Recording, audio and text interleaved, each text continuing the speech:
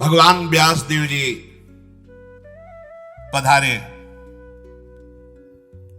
सत्यवती फिर गई और कहा, सावधान, भयभीत मत होना, घृणा मत करना।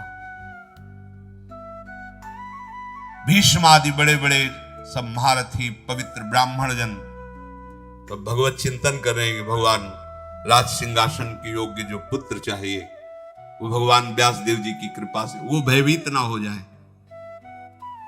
सत्यवादी भगवद अवतार महर्षि व्यास जी अंबिका के महल में गए, शरीर से दुर्गंध फैला दी। जैसे ही प्रवेश करें दुर्गंध पूरे महल में उनके शरीर से ऐसा घृणित घी ये सब ऐसे लगा कि दूर से ही घृणा पैदा। वो राजकुमारियां ऐसा भयावह रूप, बस केवल दीपक का प्रकाश, कोई और प्रकाश नहीं। दीप वैसे ही कृष्ण वर्ण, श्याम वर्ण, वैसी बीभत्स रूप। व्यास जी के शरीर का रंग, उनकी जटाएं, आंखें दीपक की लौ में पिंगल वर्ण की तेजस्वी आंखें चमक रही, दुर्गंध वैसे ही आ रही। वो भयावह रूप देख करके भय से युक्त होकर के अंबिका ने आंखें बंद कर ली। व्यास भगवान बाहर निकले। सत्यवती जी ने आकर पूछा, बेटा अंबिका को गर्भधारण होगा, उनके राजकुमार होगा? तो उन्होंने कहा, माता 10,000 हाथियों का उसकी भुजाओं में बल होगा, बड़ा विद्वान होगा, राजर्षियों में श्रेष्ठ होगा, परम सौभाग्यशाली होगा, महापराक्रमी होगा, अत्यंत बुद्धिमान होगा, पर आंखों से अंधा होगा। क्योंकि भयवश कहा था भयभीत मत होना। वो रूप ही बना के गए थे और संकल्प किया। महापुरुषों में बड़ी सामर्थ्य होती है, जिनके संकल्प से अनंत ब्रह्मांडों का सृजन होता है। तो 2 गर्भों को धारण कराना कौन सी बात होती है? पर वो सामने जेवी गए, भयभीत होकर आंख मूंद ली तो बताया सब होगा पर अंधा होगा। व्यास जी की बात सुनकर माता ने कहा कि कुरुवंश का राजा अंधा, ये उचित नहीं है। नहीं नहीं, ऐसा नहीं। देखो, जब तुम हमारी कामना की पूर्ति के लिए ही आए हो तो तुम दूसरा पुत्र प्रकट करो जो राजा की योग्य होना चाहिए। भगवान व्यासदेव जी अंतर्ध्यान हो गए। कुछ समय बाद पुत्र प्रकट हुआ जो आंखों से अंधा, शरीर से अष्टपुष्ट। सत्यवती जी ने भगवान व्यासदेव जी का चिंतन किया। कहा, नहीं नहीं नहीं, बिल्कुल नहीं, हमें पुत्र चाहिए जो सिंहासन के योग्य हो। फिर व्यास जी को तैयार किया और दूसरी, क्योंकि शास्त्रीय विधान एक ही बार पुत्र प्रकट करने का, दूसरी पत्नी को जो विचित्र वीर की थी तैयार किया। महर्षि फिर उसी रूप में सामने गए। वो भयंकर नेत्र तेज पीली पड़ गई, पूरा शरीर एकदम भयवश, एकदम पांडुवर्ण पीली, कांतिहीन पांडुवर्ण की हो गई। आंखें तो खुली रखा, भयभीत विषादग्रस्त। भगवान व्यासदेव जी बाहर आए। सत्यवती जी ने पूछा, बेटा बालक? हाँ, बलवान होगा, नेत्रवान होगा, पर पांडु रोग से ग्रसित होगा। पांडुरंग का ही होगा। अब क्या करें? इसका नाम पांडु होगा। और भगवान व्यासदेव जी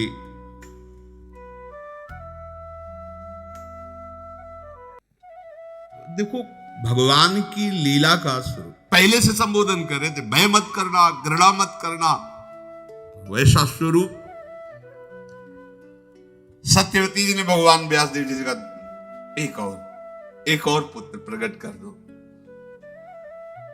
तो उनका मां धर्म के विरुद्ध नहीं,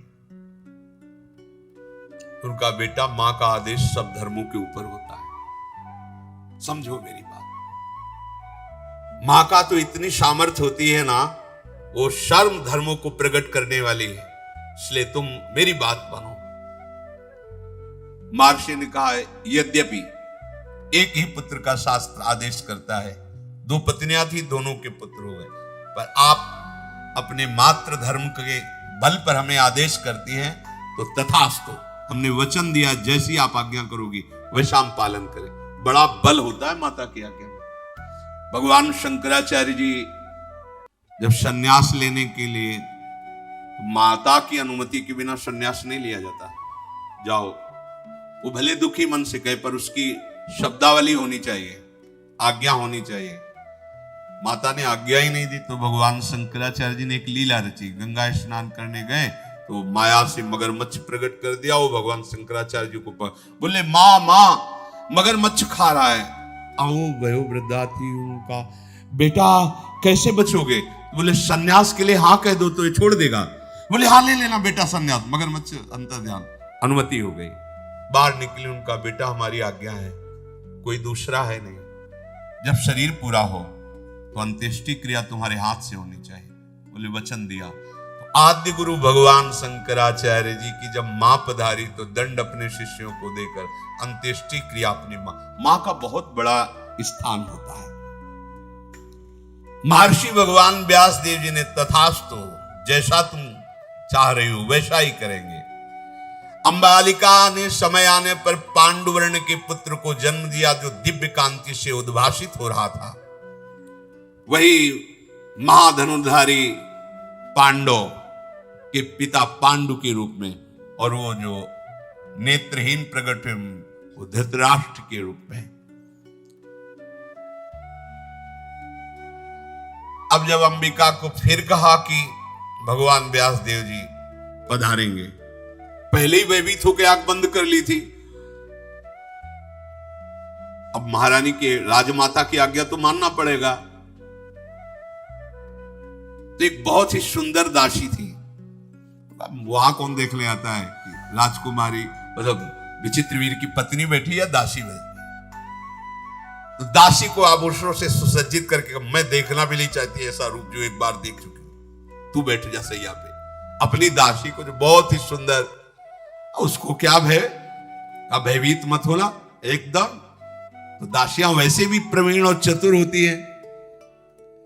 महर्षि भगवान व्यासदेव के आने पर प्रसन्न मुद्रा में हाथ जोड़ करके प्रणाम करते हुए, कोई भय नहीं, कोई दुर्गंध नहीं, कोई पीला हरा नहीं पड़ना। दासी बड़ी चतुर प्रवीण। महर्षि व्यास जी बाहर निकले। सत्यवती जी ने कहा, बालक कैसा होगा? तो उनका दासी पुत्र होगा। दासी पुत्र कैसे? बोले दासी तो विराजमान थी, वो दोनों राजपत्नियां थोड़ी थी।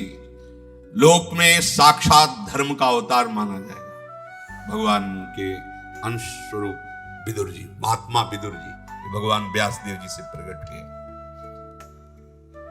परम ज्ञानी, परम धर्म, ये साक्षात विदुर जी धर्मराज हैं, साक्षात धर्मराज। धर्मराज के अंश से धर्मराज युधिष्ठिर, लेकिन ये साक्षात धर्मराज जी हैं। कई बार सत्संग में सुनाया है मांडव्य ऋषि की कथा कि उनको चोरों के साथ आश्रम से बांध करके राजा के पास ले गए। राजा ने शूली में चढ़ा दिया, सबको शूली से उतारा गया मरने के बाद। पर आप पद्मासन लगाए बैठे थे तो शूली निकली नहीं तो काट दी गई। तो राजा से कहा तुम डरो मत, मैं तो सीधे धर्मराज से बात करूंगा। वो अंतर्ध्यान होकर यमपुरी पहुंचे। धर्मराज ने स्वागत सम्मान किया। तो उन्होंने कहा कि मैंने जीवन भर तपस्या की है, गुदा द्वार में शूली अब भी धसी हुई है, क्या पाप मैंने किया? तो उनका महाराज कोई भी दंड बिना पाप के नहीं मिलता, आप देख लीजिए। तो जैसे अपने नहीं सीरियल लगा दे तो चलता है, ऐसे उनके सामने चला। 8 वर्ष के थे, एक तितली की गुदा में बम्बूल का बड़ा कांटा ऐसे करके छोड़ दिया। उसका फल मिला कि उनके गुदा में शूली। अवश्य में भोक्तव्यम कृतम कर्म शुभाशुभम। तब उन्होंने मांडव्य ऋषि ने कहा कि ये धर्म का न्याय तो नहीं है। 8 वर्ष की अबोध अवस्था का बालक हित या अहित का ज्ञान नहीं रखता। पहली बात मैं मर्यादा स्थापित करता हूं कि 14 वर्ष के पहले की हुई पापों का किसी भी बालक को कोई फल नहीं मिलेगा। मतलब 14 वर्ष के आगे के पापों की गणना होगी, पीछे की नहीं। ये महाराज मांडव्य। और तुम एक बार मृत्यु लोक में जाओ और स्वाद लो, कैसा होता है मृत्यु लोक। यहां बैठे बैठे हिसाब किताब करते हो। साक्षात मांडवी ऋषि के शाप से धर्मराज विदुर जी के रूप में प्रकट हुए। शेष चर्चा इन महाभागवतों की आगे।